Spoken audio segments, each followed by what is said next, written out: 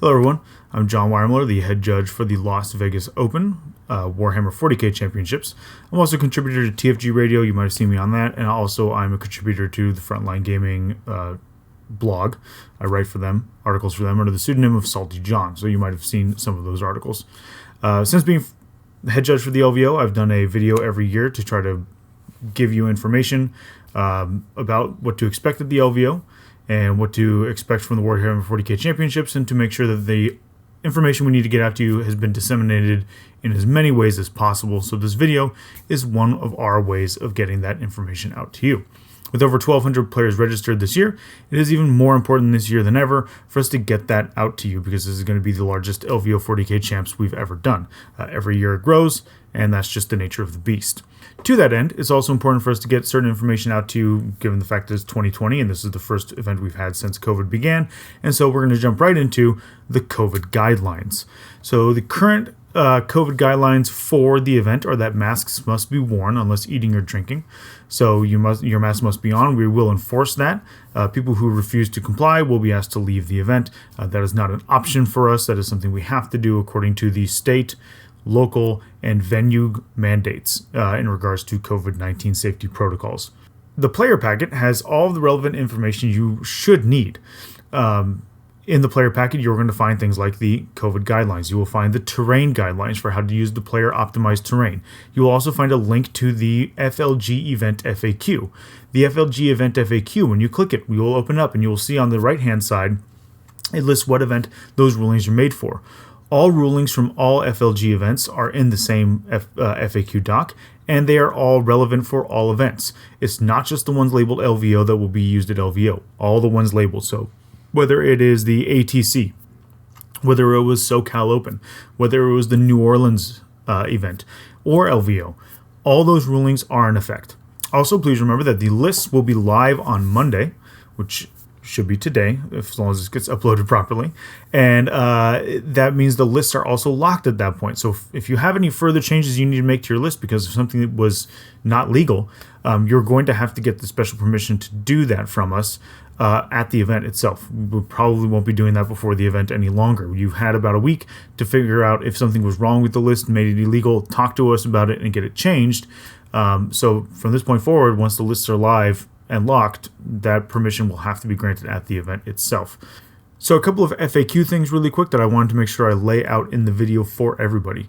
There are some large flyer models like Thunderhawks, Harridans for Tyranids, and Ares gunships, etc. Those models, when they do not fit in the deployment zone wholly, are restricted in what they can do the first term as per the GT mission packet. So in that chapter approved packet, the one we are using, the last one from 2021, we're not using the new one from 2022. It comes out that weekend. Those restrictions are in place on those models. The FAQ people keep referencing about, well, I can do it because the base fits. That's from the main rulebook FAQ. It is not from the GT mission packet FAQ, and so that does not work. Take a look at the FLG FAQ, event FAQ, like I said earlier. It does spell that out in there. If you model your model to be smaller by breaking off a tail or some other way, that is modeling for advantage. You can't do that. There are going to be certain deployment zones where your large flying models will be restricted in what they can do first turn. Please make sure you are aware of that if you're bringing one of those models. For Custodes and a couple other factions, there are stratagems that affect models in the army. The FLG event FAQ rules that any unit or model that is not on the board cannot be the target of a stratagem. So you can't say, okay, well, this stratagem is going to target this unit that's in reserve during the command phase, but then it comes in on the movement phase and it gets the benefit of that stratagem. No. Stratagems can only affect models and units that are on the board when the stratagem is being used, so not units in reserve. For the terrain, a lot of people heard that we were going to be using GW's terrain because GW's terrain is beautiful from their US Open events. I got to see it in person at two of the events. I was there in Orlando and New Orleans for the US Opens, and the terrain is beautiful. We are not going to be using it for the 40K champs. Those tables are going to be used for the narrative and for the friendly tournaments, which is nice because they are, like I said, very beautiful terrain sets. If you get a chance to go through that hall and look at that terrain, it is awesome. So you don't need to worry about, well, are we going to use the GW terrain on which tables, and is it going to be the GW terrain setup, or is it going to be player placed or player optimized terrain with the FLG packet? That's all taken care of. It's going to be just the FLG player optimized terrain, just their terrain sets on the tables for the Warhammer 40k championships. For the Shadow Round possibilities, it is laid out in the player packet that if there are more than 8 truly undefeated players at the end of round 6, truly undefeated player is defined as somebody who is 6-0 without ties, that there will have to be a Shadow Round played.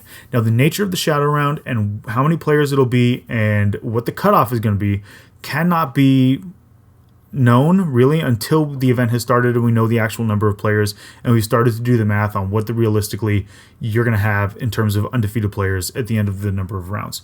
So we will make an announcement at the event. We'll also make the announcement online so people who can check in on Facebook and see what's going on.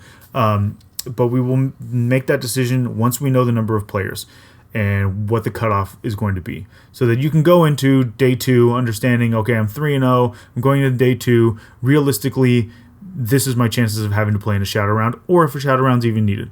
Okay? Again, if the Shadow Round's not needed, because there are only 8 undefeated players, 6-0, we will not be doing it.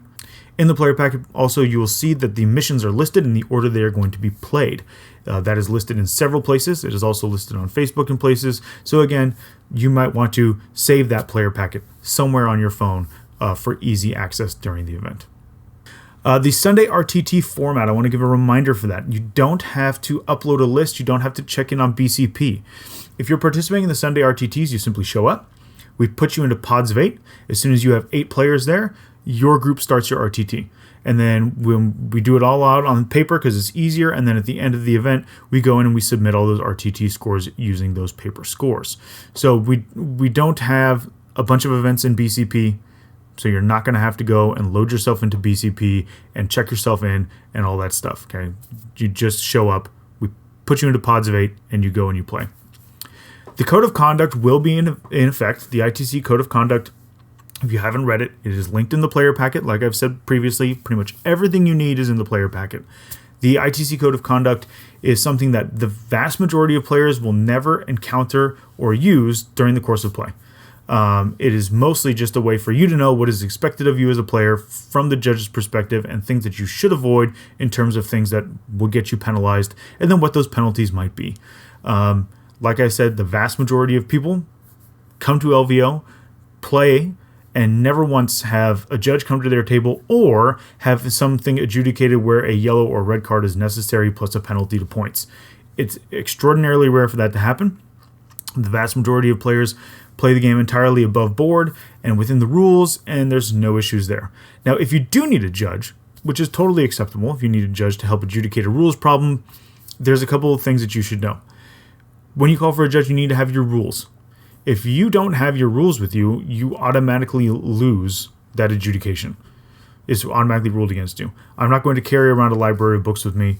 It's not expected that I should have to open up an app and start to flip through all these digital copies. If you've got a specific rules case that you have a question about, you need to have the rules for us. So that way we can make as quick of a judgment as possible. A ruling in a specific instance is not necessarily binding for the remainder of the tournament, particularly if it's a quick decision. So if it's a snap decision we're making for you because you need to get your game moving because you've only got 10 minutes left in the round, you need to understand that that may not be a binding ruling for the remainder event. And you need to check with the judge whether or not it is. Sometimes the judges will simply tell you, this isn't binding, you need to come see us later so we can figure out what's going to be for the rest of the event. And it's no guarantee that that ruling will be the one that's used for the remainder of the event once the judges have had a chance to discuss it and figure it out. At this point, when it comes to rulings, the rulings questionnaire is closed. You can ask us a question now, but you're not going to get an official answer any longer because we are no longer getting together and answering them officially. We had over 300 requests in the form prior to the event. We've had combined probably around 200 individual emails to all of us. We discuss those things as a group, come up with the ruling and respond. And then the ones that are very relevant, we put into the FLG event document. So at this point, we are moved on to doing other things to prepare for the event, and we are no longer answering those questions. So if you have a rules question like that, you need to get a judge at the event. The event ruling may not be binding for the entire event. You need to make sure of that.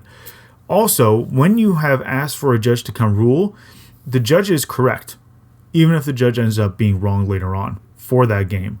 You've asked for the judge to come. We are going to help adjudicate whatever the issue is. It could be interpersonal. It could be a rule. It could be anything. That's the role of the judges. You should not be afraid to call a judge. We are there to help you. We are there to help get you through the games as quickly and as efficiently and with as much fidelity as possible within the rules set. Like I said, the vast majority of people don't ever need to call for a judge. The vast majority of games are played without any adjudication. The last note on judging is we do practice active judging when we are at a table. If a judge passing by a table and stops to watch and something is incorrect, the judge will fix it. If you have deployed way out of your deployment zone because you strung your dice out incorrectly, we will fix that. If we are walking by and you have taken a model apart because it's magnetized to get it to fit in a piece of terrain, we will fix that because that's not allowed. There's no rules by which you may disassemble a model to make it fit someplace. So there's all kinds of things that we will fix should we see them as being incorrect. We will not walk by a table and simply allow the game state to be played incorrectly for the sake of, well, we're going to passively judge.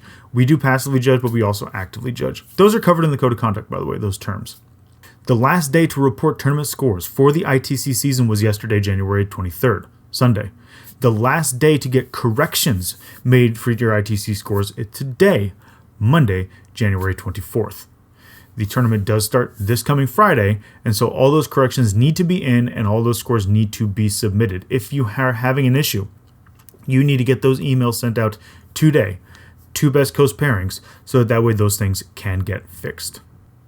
I hope you've enjoyed this short video from the LVO Judges. I hope you found it helpful. Hopefully this has also helped you be less stressed running up to the event, knowing what's going on, and getting a little bit of the word out there. If you could go ahead and make sure that this video gets shared into your Discords, private Facebook groups for people who are going to the event, wherever else it is that you and your teammates or you and your friends get together to discuss Warhammer, so that way everybody has equal access to all of this information. A lot of this is a rehash of stuff that we have covered before in articles on Frontline Gaming, in posts on Facebook, on podcast episodes that the various judges have gone to and been guests on. So the information's been out there a lot. Hopefully, though, this is just one last way we can get some of this information into your heads quickly and succinctly so that you can go ahead and prepare for the event. One last thing, please look through the player packet again before you go. Look at it today, Monday. Look at it one more day before you leave for the event.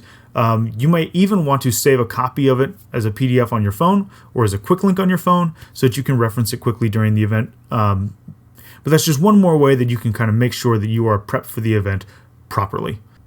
Well, thanks for listening and viewing, and I will see you all hopefully this weekend in Las Vegas.